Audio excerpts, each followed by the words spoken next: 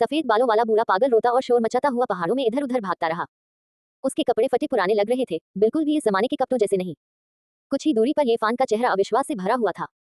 क्या वह सचमुच 6000 साल पहले का कोई व्यक्ति था? क्या ये बहुत चौंकाने वाली बात नहीं थी? उसके दिल में राक्षसी लहरें उठी। ये फैन कुछ समय के लिए स्पिरिट रूइंस ग्रोटो में रह चुका था, इसलिए उसे गुट की एक निश्चित समझ थी। सबसे बूढ़ा सर्वोच्च बुजुर्ग केवल कुछ 100 साल का था और उसे एकमात्र शेष प्रसिद्ध व्यक्ति माना जा सकता था। यदि उसके सामने खड़ा ये बूढ़ा पागल व्यक्ति 6000 वर्ष पहले का कोई व्यक्ति होता तो ये बहुत चौंकाने वाली बात होती। इतने लंबे समय की अवधारणा क्या थी? इतिहास के लंबे वर्षों को समेटे अनेक उज्ज्वल और अंधकार में युगों से गुजरते हुए ये पूरी तरह से एक जीवंत इतिहास की किताब थी। ये वास्तव में अकल्पनीय था। दूसरी तरफ बूढ़ी औरत भी चौंकाने वाली थी। चूंकि वह इस बूढ़े पागल को पहचान सकती थी, इसलिए वह संभवतः उसी युग की कोई शख्सियत थी। वह गांव की आम बूढ़ी औरतों से कुछ अलग नहीं दिखती थी, लेकिन उसकी उम्र देखकर लोगों को चक्कर आ जाता था। यह एक चौंकाने वाला और अजीब एहसास था। ये फैन अचंभित था, लेकिन अचानक वह स्तब्ध रह गया। वह बूढ़ी औरत बिना किसी आवाज के गायब हो गई। उसने उसे बिल्कुल भी हिलते हुए नहीं देखा, लेकिन वह बस पतली हवा में गायब हो गई, जैसे कि वह कभी वहां थी ही नहीं। मर गए, सब मर गए। बूढ़ा पागल भी धीरे धीरे चला गया। इस समय बहुत से लोग पहाड़ों के बाहर छोटे से शहर की ओर भागे। वे सभी पहले आने के लिए संघर्ष कर रहे थे। ये फैन को नहीं पता था कि क्या हो रहा है, इसलिए वह उन लोगों का पीछा करने लगा कि क्या हो रहा है। याओगुआन पवित्र भूमि और जियांग परिवार अंततः सुदूर पुरातनता के निषिद्ध क्षेत्र में जा रहे हैं। लोगों की चर्चा से ये फैन को पता चला कि याओगुआन पवित्र भूमि और जियांग परिवार पहाड़ में प्रवेश करने जा रहे थे और वे अब लोगों की भर्ती कर रहे थे। अगर लोग उनके साथ जुड़ने के लिए तैयार थे तो वे जादुई दवा प्राप्त कर सकते थे जो अभिशाप का विरोध कर सकती थी।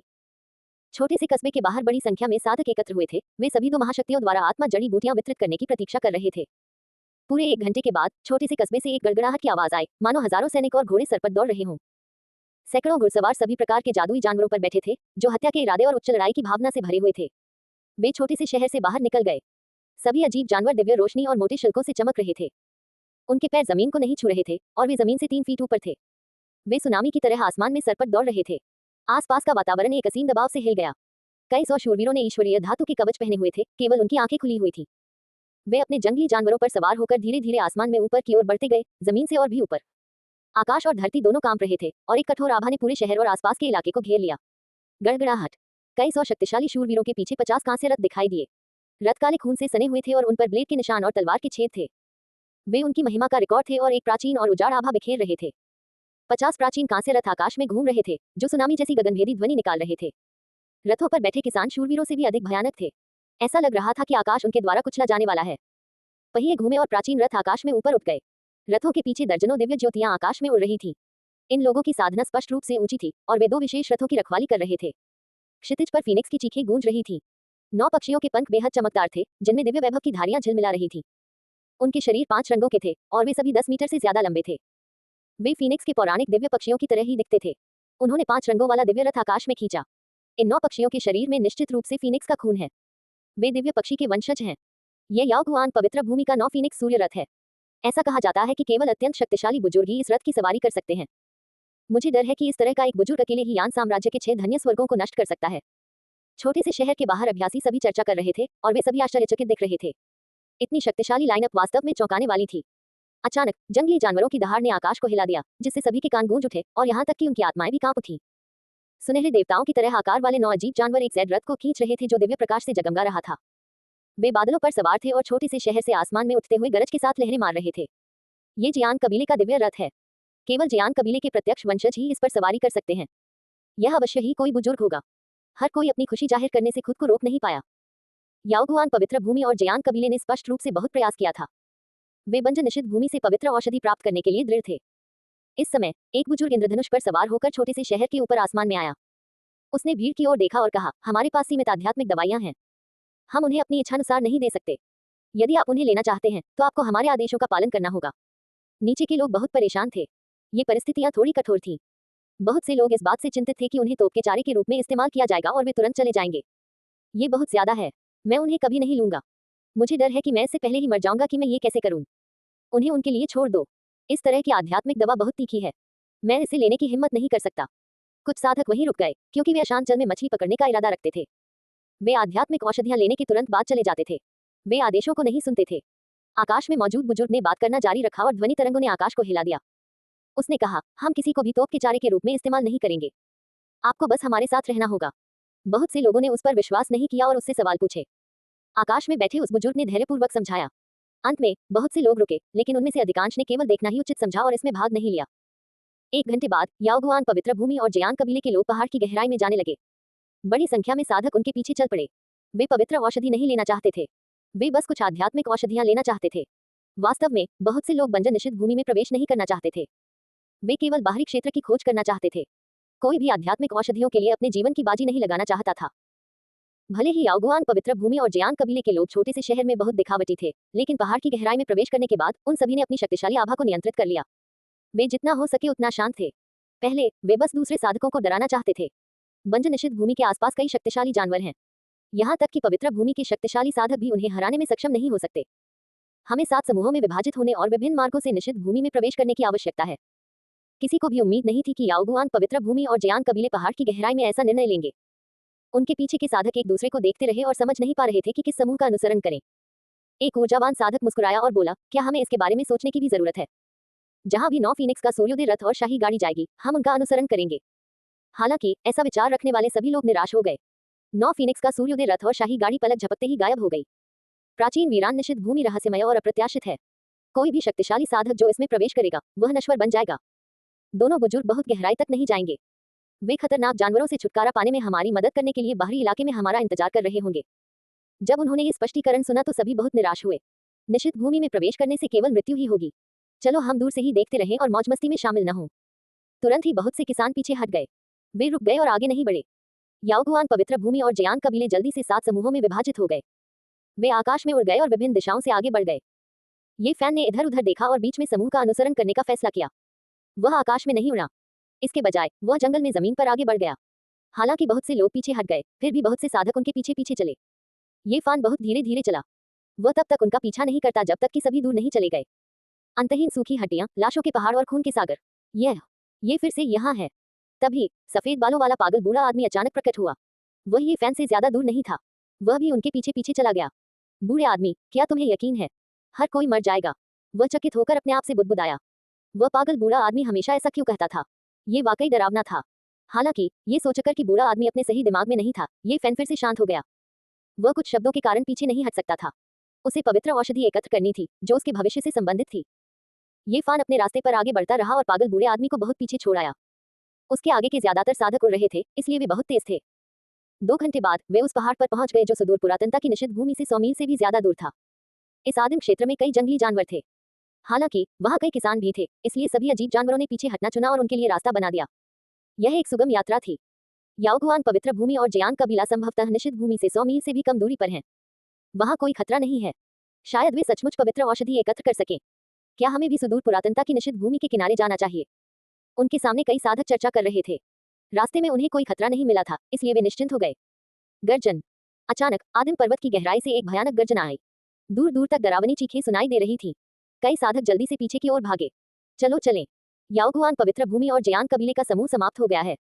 बहुत से किसान अपने इंद्रधनुषों पर वापस भाग गए। उनके चेहरे पर भय साफ झलक रहा था। वे एक पल भी रुकना नहीं चाहते थे और पहाड़ से बाहर भाग गए। क्या हुआ? पीछे खड़े किसानों ने असमंजस में पूछा। एक शक्तिशाली अजीब जानवर हमारे सामने प्रकट हुआ। इसने याओगुआन पवित्र भूमि और जयान कबीले के आधे से ज्यादा शूरवीरों को निगल लिया। इसने एक पंजे से 7 या 8 प्राचीन कांस्य रथों को चूर्ण चूर्ण कर दिया।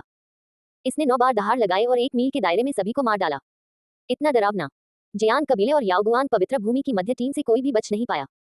वे सभी मर चुके हैं। बचकर भागे लोगों की बातें सुनकर कई लोगों के दिल कांप उठे। ये कैसा जंगली जानवर था? ये बहुत ही भयानक था, इसने वाकई सभी को मार डाला। ये फैन को लगा कि कुछ गड़बड़ है। आम लोगों के अनुसार हालांकि सुदूर पुरातनता की निषिद्ध भूमि के बाहर कई शक्तिशाली अजीब जानवर थे, लेकिन वे विशेष रूप से साधकों को निशाना नहीं बनाते थे। यह इतना दुखद नहीं होना चाहिए। अचानक दूर की पर्वत श्रृंखला से भयानक ऊर्जा उतार चढ़ाव की लहरें फैली। उसके कुछ ही समय बाद कई साधकों की दयनीय चीखें गूंज उठी और बहुत से साधक डरकर भाग गए। क्या हुआ? एक असाधारण अजीब जानवर प्रकट हुआ और उसने सामने के सभी लोगों को टुकड़ों में फाड़ दिया। याओगुआन पवित्र भूमि और जयान कबीले से कोई भी जीवित वापस नहीं आ सका। वे सभी मर चुके हैं। पीछे खड़े किसान डर गए। एक और दल नष्ट हो गया जो सबकी उम्मीद से परे था। ये फैन को और भी बेचैनी महसूस होने लगी। वे अभी तक रिमोट एंटिक्विटी की निषिद्ध भूमि में प्रवेश भी नहीं कर पाए थे, लेकिन 2 टीमें पहले ही मारी जा चुकी थी। यह एक अच्छा संकेत नहीं था। वह पागल बूढ़े आदमी के बारे में सोचने से खुद को रोक नहीं पाया। अचानक आकाश में फीनिक्स की चीखें गूंजने लगी। 9 अजीब पक्षियों के पंख बेहद खूबसूरत थे। वे जलती हुई आग की तरह चमक रहे थे। वे आकाश में 5 रंगों वाला जादुई रथ खींच रहे थे। याओगुआन पवित्र भूमि के बुजुर्ग ने आखिरकार अपना कदम उठाया। हमें अब और भागने की जरूरत नहीं है। वह निश्चित रूप से हमारे सामने जानवरों को मार देगा। सभी ने ऐसा ही सोचा। हालांकि एक पल में सभी के चेहरे बदल गए, क्योंकि 9 फीनिक्स उगते सूर्य रथ वास्तव में भाग रहा था। हे भगवान, ये तो महान रॉक है। क्षितिज में एक विशाल पक्षी आकाश और पृथ्वी को ढांक रहा था। जब उसके पंख फैले तो वे कई सौ मीटर लंबे थे। उसका पूरा शरीर दीप्तिमान और चमकदार था, जो चमकदार दिव्य वैभव छोड़ रहा था, जैसे कि वह सोने से बना हो। उसका पूरा शरीर सुनहरे बादल की तरह सुनहरा था, क्योंकि वह तेजी से आगे बढ़ रहा था। वह वर्तमान में 9 फीनिक्स सूर्योदय रथ का पीछा कर रहा था। ये देखकर ये फैन बिना किसी हिचकिचाहट के वापस भाग गया।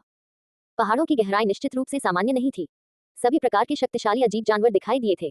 यहाँ तक कि याओगुआन पवित्र भूमि के बुजुर्ग को भी अपनी जान बचाने के लिए भागना पड़ा। ये बहुत असामान्य था।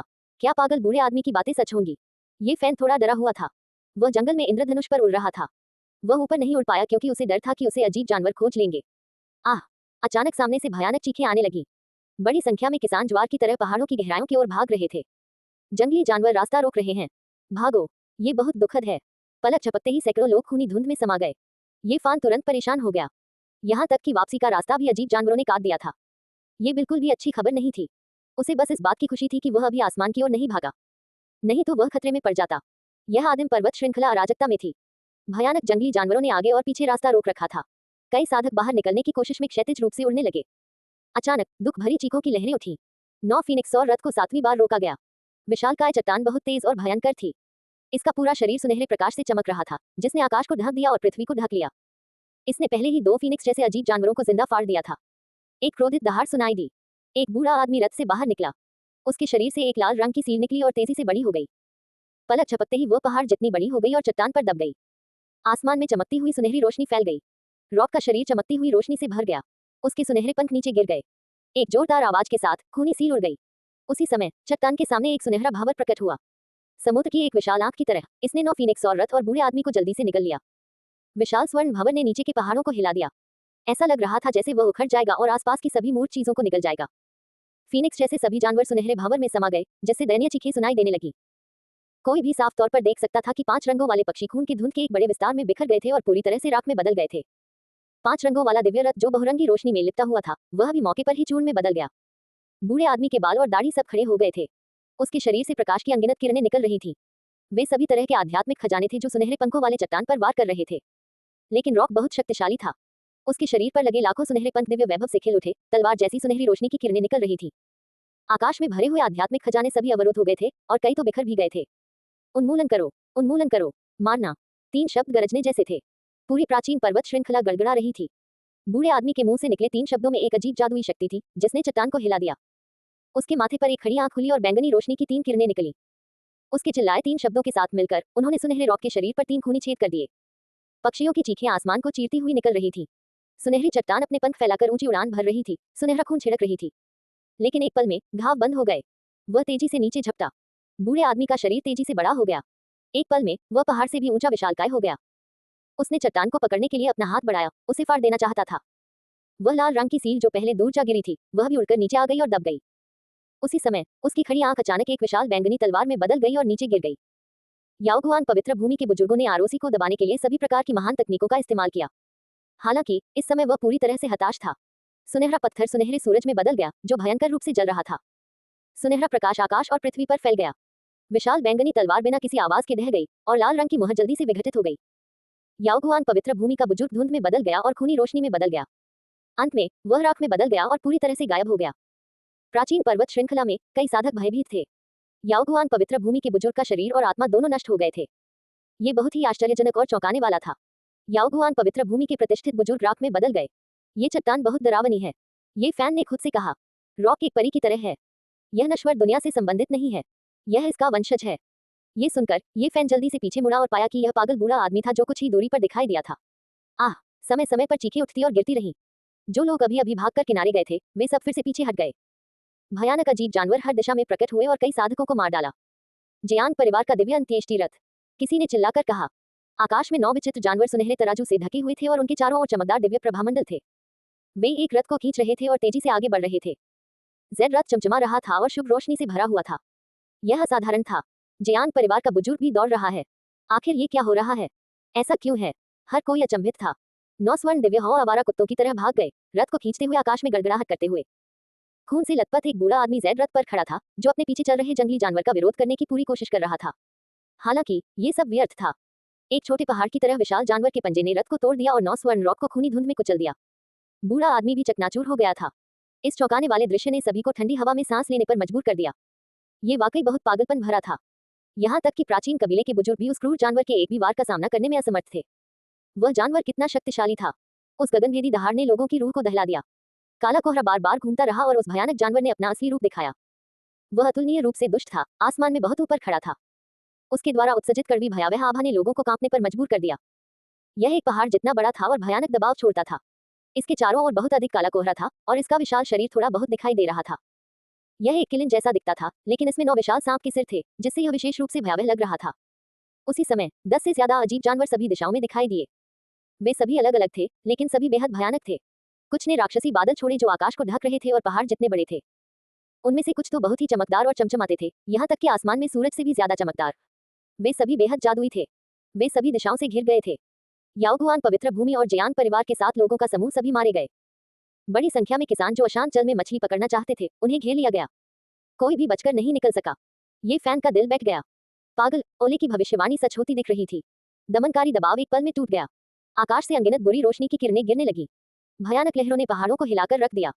सभी अजीब जानवरों ने किसानों को मारने के लिए हाथ मिला लिया। जंगल में चीखों की आवाज से आसमान हिल गया। जिंदगियां मर रही थी। खून से जमीन लाल हो गई थी। अनगिनत लाशें जमीन पर गिर रही थी। 10 से ज्यादा खतरनाक जंगली जानवर याओगुआन पवित्र भूमि और जयांग परिवार के बुजुर्गों को मार सकते थे। उनके लिए बचे हुए साधकों को मारना बहुत आसान था। कुछ ही पलों में जंगल खूनी दुनिया में बदल गया। चीखें कम होती गईं और जंगल खूनी धुंध से लाल हो गया। ये देखकर कि पागल बूढ़ा आदमी अभी भी दूर नहीं था, ये फान उसके पास गया और उसका हाथ पकड़ लिया। तुम वास्तव में एक जीवित पूर्वज हो। उसे नहीं पता था कि वह बच पाएगा या नहीं। उसने पागल बूढ़े आदमी को कसकर पकड़ लिया। शायद सिर्फ यही बूढ़ा आदमी उसे यहाँ से जिंदा निकाल सकता था। पागल ओले की भविष्यवाणी सच हुई।